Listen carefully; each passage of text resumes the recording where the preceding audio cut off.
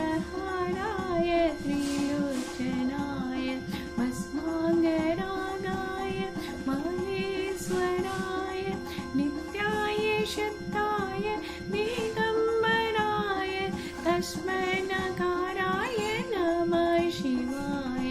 मन्दाकिनीसलिलचन्दनचर्चिताय नन्दीश्वरप्रमथनाथ माहेश्वराय मन्दार पुष्पपूजिताय तस्मै मकाराय नमः शिवाय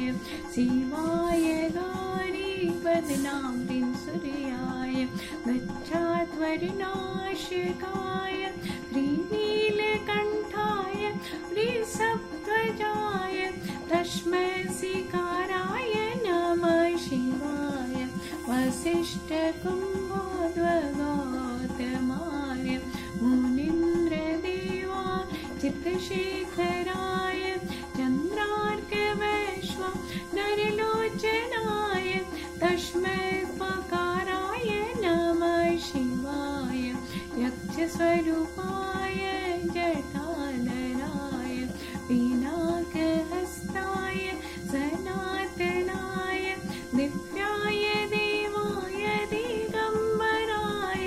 तस्मै मकाराय नमः शिवाय पञ्चाक्षरीणां पुण्य